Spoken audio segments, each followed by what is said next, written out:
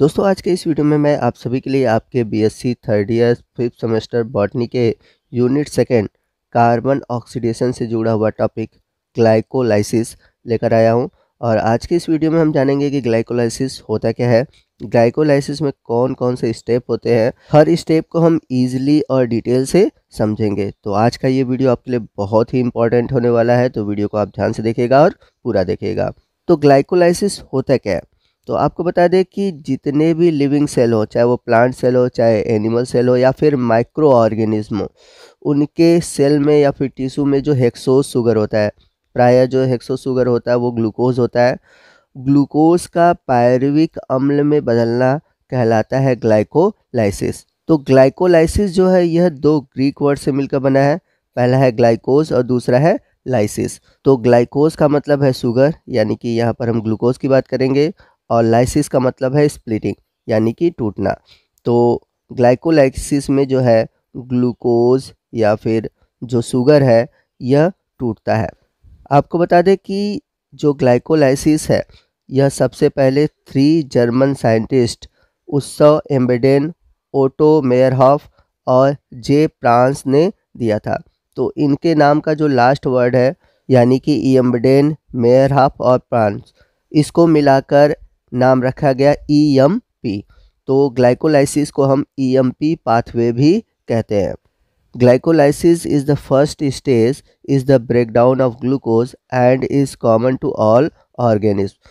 तो जो ग्लाइकोलाइसिस है यह रिस्पायरेशन का सबसे पहला स्टेज है जिसमें कि ग्लूकोज को तोड़ा जाता है, ठीक है। और ये सभी जीवों में कॉमन है, चाहे वो हायर प्लांट्स हो, चाहे हायर एनिमल्स हो या फिर माइक्रो ऑर्गेनिज्म हो।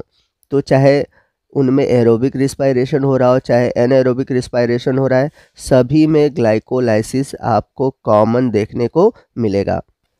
Glycolysis occur in cytoplasm of cell. During this process glucose undergo partial oxidation of 2 molecule of pyruvic acid. तो याद रखिएगा कि जो ग्लाइकोलाइसिस का प्रोसेस है वह सेल के साइटोप्लाज्म में होता है, और इस प्रोसेस में ग्लूकोज का पार्शियल ऑक्सीडेशन होता है, यानी कि पूरी तरह से ऑक्सीडेशन नहीं होता, और ग्लूकोज के एक मॉलिक्यूल से 2 मॉलिक्यूल पायरुविक एसिड के बनते हैं। आपको बता दें कि पौधों में जो ग्लूकोज है वह सुक्रोज से प्राप्त होता है, और ये जो सुक्रोज है वह फोटोसिंथेसिस के दौरान डार्क रिएक्शन में बनता है। Sucrose is converted into glucose and fructose by the enzyme invertase. Now these 2 monosaccharide glucose and fructose inter into glycolysis और EMP पाथवे। तो पौधों में फोटोसिंथेसिस से बना जो सुक्रोज है वह इन्वर्टेज एंजाइम के द्वारा ग्लूकोज और फ्रक्टोज में कन्वर्ट हो जाता है। अब ये जो ग्लूकोज और फ्रक्टोज जो कि मोनोसैकेराइड है यह इंटर करते हैं ग्लाइकोलाइसिस में, जिसे कि हम EMP पाथवे भी कहते हैं। तो आइए देखते हैं कि ग्लाइकोलाइसिस में कौन कौन से स्टेप इन्वॉल्व होते हैं और हर एक स्टेप में क्या प्रोसेस होता है जिसके थ्रू ग्लूकोज के अणु पायरुविक एसिड में बदल जाते हैं। तो आपको बता दें कि ग्लाइकोलाइसिस को हम 3 मुख्य फेज़ में डिवाइड करते हैं। तो सबसे पहला फेज़ है एनर्जी इन्वेस्टमेंट फेज़ है, इसमें क्या होता है कि ATP का यूज़ होता है। दूसरा फेज़ है स्प्लिटिंग फेज़, इसमें क्या होता है कि ग्लूकोज का मॉलिक्यूल 3 कार्बन के 2 मॉलिक्यूल में टूट जाता है। और जो तीसरा फेज़ है वो है एनर्जी जनरेशन फेज़, यानी कि इस फेज़ में ATP का निर्माण होता है।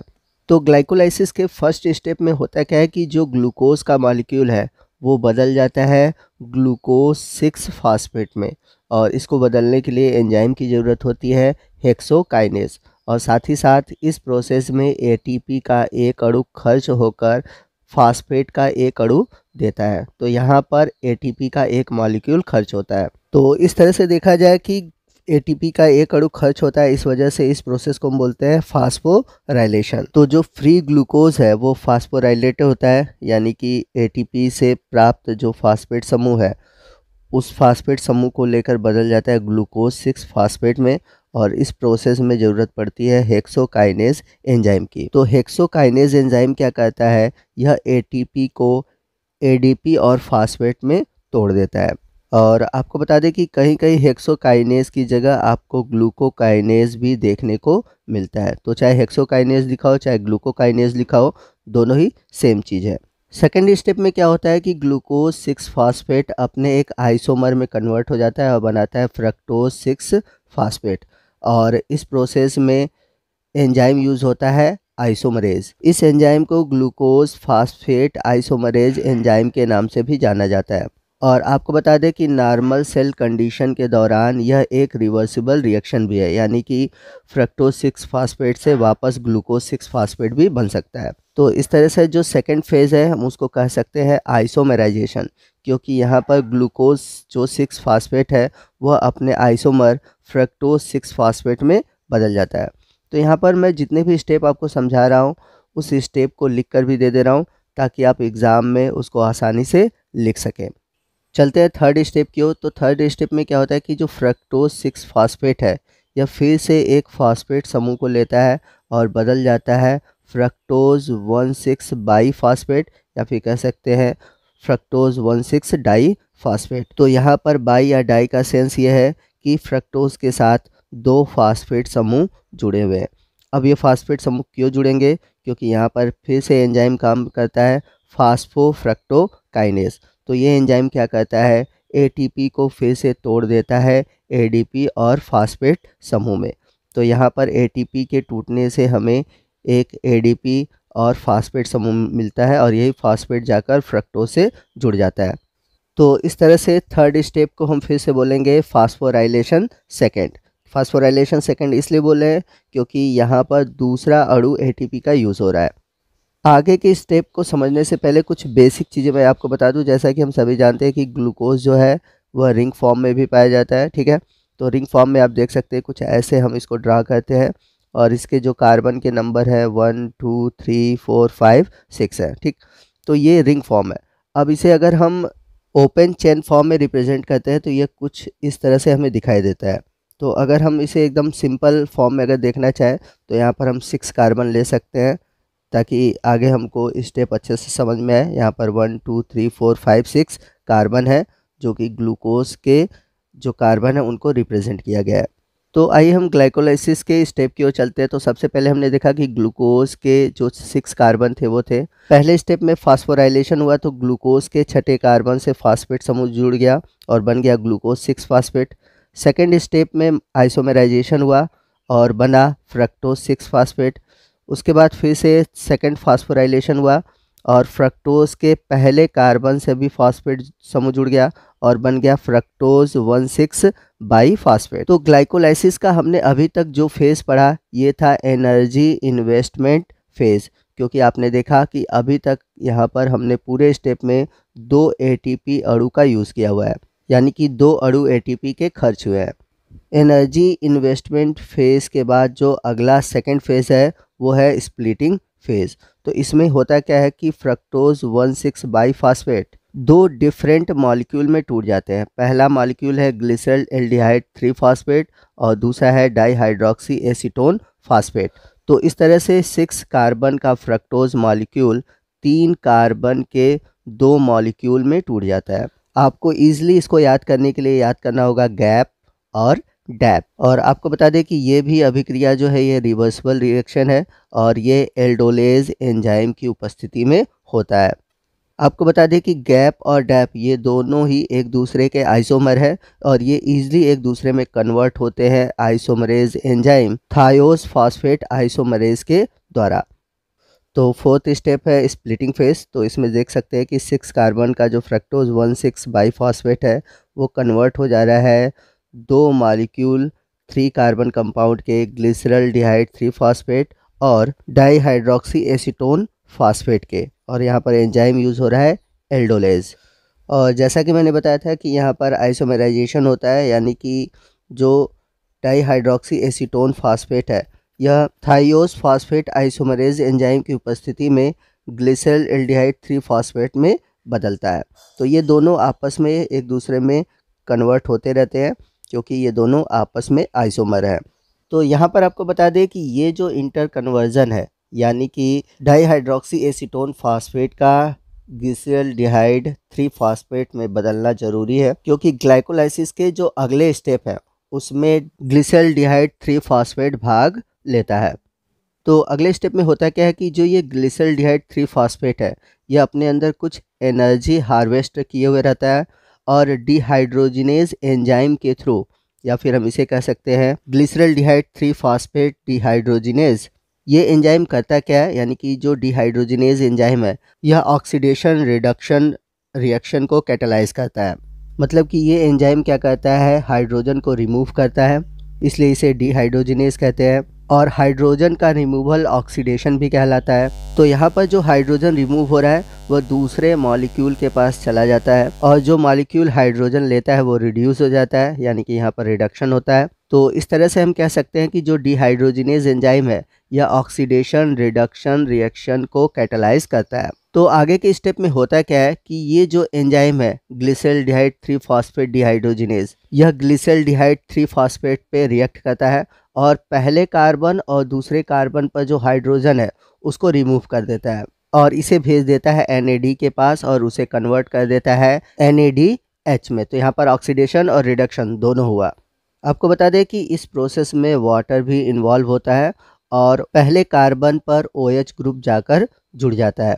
तो इस तरह से यहाँ पर हायर फ्री एनर्जी एक इंटरमीडिएट मॉलिक्यूल बनता है जो कि बहुत ही अनस्टेबल यानी कि अस्थायी होता है और इस तरह से ये अपना एक फ्री एनर्जी रिलीज़ करता है और फॉर्मेशन करता है 1,3 बाईफॉस्फोग्लिसरेट का, जो कि एक स्टेबल कंपाउंड है।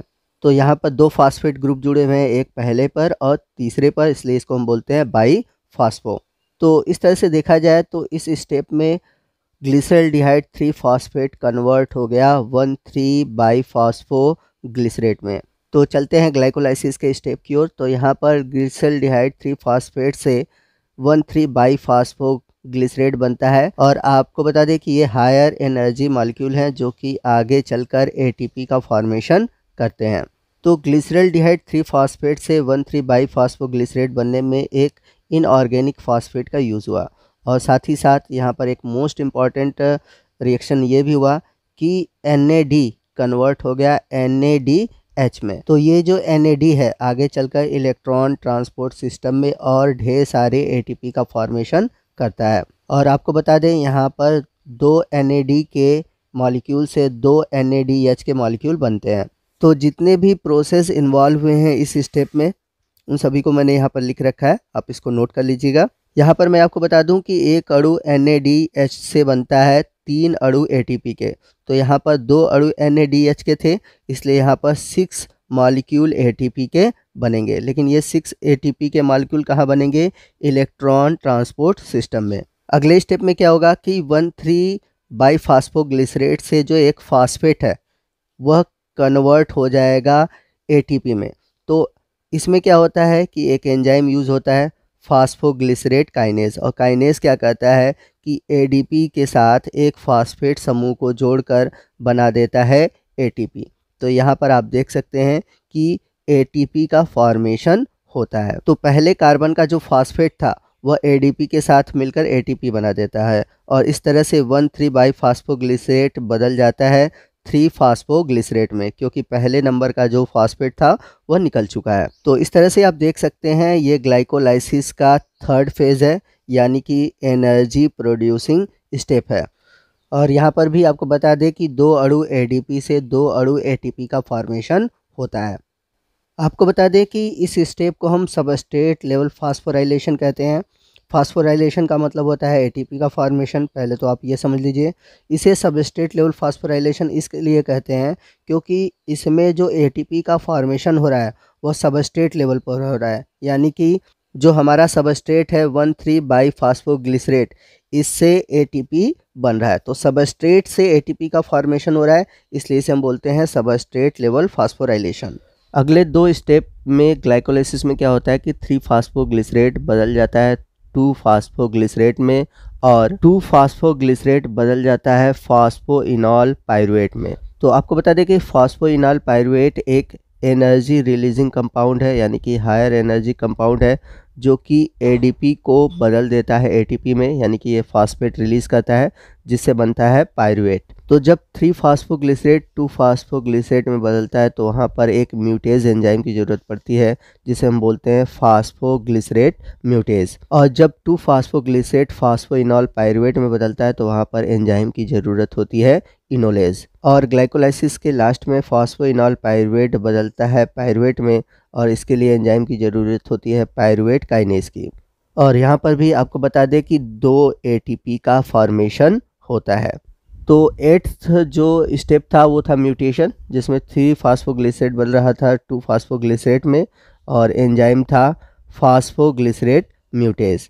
इसके बाद जो अगला स्टेप था वो था डिहाइड्रेशन, जिसमें कि जो हायर एनर्जी कंपाउंड था फास्फोग्लिसरेट वो कन्वर्ट हो जा रहा था फास्फोइनॉल पायरुवेट में, और यहाँ पे एंजाइम की ज़रूरत थी इनोलेज की। और ग्लाइकोलाइसिस के लास्ट स्टेप में ATP का फिर से फॉर्मेशन हो रहा है, और ये जो ATP बन रहा है फास्फोइनॉल पायरुवेट से बन रहा है, जो कि सबस्ट्रेट है, इसलिए यहाँ पर हम बोलते हैं सबस्ट्रेट लेवल फास्फोराइलेशन 2, क्योंकि ये दूसरे सबस्ट्रेट से बना है। इसके पहले हमने देखा कि फर्स्ट सबस्ट्रेट से बना हुआ था ATP। तो यहाँ पर ग्लाइकोलाइसिस का जो समरी रिएक्शन है मैं यहाँ पर लिख दे रहा हूँ। Glucose plus 2 molecule of inorganic phosphate 2 NAD 2 ADP give 2 molecule of pyruvate 2 molecule of NADH 2 hydrogen ion and 2 molecules of water and release of 2 ATP। तो रिएक्शन के लेफ्ट साइड रॉ मटेरियल लिए गए हैं जो कि ग्लाइकोलाइसिस में use हुए हैं। तो इसमें हुआ क्या कि ग्लूकोज के एक मॉलिक्यूल से 2 मॉलिक्यूल पायरुवेट के बने, इसलिए आप देखेंगे कि जितने भी कंपाउंड बने हैं सब में प्रीफिक्स 2 यूज़ हुआ है। यहाँ पर ग्लिसरल्डिहाइड 3 फास्फेट से 1,3 बाई फास्फेट ग्लिसरेट बना है, जहाँ पर एक फास्फेट यूज़ हुआ है। तो यहाँ पर 2 मॉलिक्यूल बनते हैं 1,3 बाई फास्फेट ग्लिसरेट के, तो एक मॉलिक्यूल के लिए एक फास्फेट, तो 2 मॉलिक्यूल के लिए 2 इनऑर्गेनिक फास्फेट। तो इसलिए आप रिएक्शन में देखेंगे लेफ्ट साइड 2 इनऑर्गेनिक फास्फेट लिया गया है। इसके बाद है NAD रिड्यूस हुआ था हाइड्रोजन को लेकर NADH में, और ये जो NADH है वह इलेक्ट्रॉन ट्रांसपोर्ट सिस्टम में और भी ATP देता है। इसके अलावा 2 हाइड्रोजन और भी रिलीज हुए हैं ऑक्सीडेशन रिडक्शन रिएक्शन में। इसके अलावा जो 2 ADP थे वो कन्वर्ट हुए थे 2 ATP में। अब यदि आप जानना चाहते हैं कि ग्लाइकोलाइसिस में कितनी एनर्जी गेन हुई है या फिर डिराइव्ड हुई है, तो जैसा कि हमने देखा था कि पहला जो फेज़ था वो था एनर्जी एक्सपेंडिचर फेज़, और दूसरा जो था energy production phase. Energy expenditure में आप देखेंगे ग्लूकोज से ग्लूकोज 6 फास्फेट के दौरान एक ATP का यूज़ हुआ था, वहीं फ्रक्टोज 6 फास्फेट से फ्रक्टोज 1,6 बाई फास्फेट बनने में एक ATP का यूज़ हुआ था, यानी कि यहाँ पर 2 ATP खर्च हुए थे। वहीं अगर हम बात करें एनर्जी प्रोडक्शन की, तो ये डिपेंड करता है कि ऑक्सीजन अवेलेबल है या फिर नहीं। तो सबसे पहले हम मान लेते हैं कि ऑक्सीजन अवेलेबल नहीं है, तो इस केस में केवल 2 साइट एनर्जी जनरेशन के हैं। तो सबसे पहला यहाँ पर है 1,3 बाई फास्फेट ग्लिसरेट कन्वर्ट हो रहा है 3 फास्फोग्लिसरेट में, और दूसरा है फास्फोइनॉल पायरुवेट कन्वर्ट हो रहा है पायरुवेट में, और दोनों ही सबस्ट्रेट लेवल फास्फोराइलेशन है, जैसा कि हमने पीछे पढ़ा। इस तरह से 2-2 ATP मिलाकर 4 ATP का फॉर्मेशन हुआ। तो एक तरह से देखा जाए जब ऑक्सीजन अवेलेबल नहीं है तो 2 ATP खर्च हुआ और 4 ATP प्रोड्यूस हुए, तो जो नेट गेन है वो है 2 ATP का। अब यदि ग्लाइकोलाइसिस में ऑक्सीजन अवेलेबल होता है, तो जब ऑक्सीजन अवेलेबल होता है तो इसका कोई डायरेक्ट रोल नहीं होता है ग्लाइकोलाइसिस में, लेकिन इनडायरेक्ट रोल होता है ग्लाइकोलाइसिस में। तो ग्लिसरल्डिहाइड 3 फास्फेट जो था वह 1,3 बाई फास्फेट ग्लिसरेट में बदला था, तो वहाँ पर 2 अणु NAD से बने थे, 2 अणु NADH के। तो ये जो NADH है ये इलेक्ट्रॉन ट्रांसपोर्ट चेन में, यानी कि जो इलेक्ट्रॉन ट्रांसपोर्ट चेन होती है वो माइटोकॉन्ड्रिया में होती है, उस दौरान 1 मॉलिक्यूल NADH से बनते हैं 3 अणु ATP के। तो इस तरह से देखा जाए तो 2 NADH से मिलकर बनेंगे 6 अणु ATP के। तो दोस्तों ये था हमारा आज का वीडियो जो कि ग्लाइकोलाइसिस पर आधारित था। तो जितने भी स्टेप थे उनको मैंने समराइज़ करके एक फ्लो चार्ट में दे रखा है, आप इसको एक साथ नोट कर सकते हैं। आई होप आपको ग्लाइकोलाइसिस से जुड़ा हुआ हर एक टॉपिक अच्छे से समझ में आ गया होगा। अगर फिर भी कोई डाउट है तो आप हमसे कमेंट करके पूछ सकते हैं। तो वीडियो अच्छा लगा हो तो वीडियो को लाइक और शेयर करना मत भूलिएगा, और कोई भी डाउट है आप हमसे कमेंट करके पूछ सकते हैं। तो मिलते हैं अगले वीडियो में अगले टॉपिक के साथ, तब तक के लिए जय हिंद, जय भारत।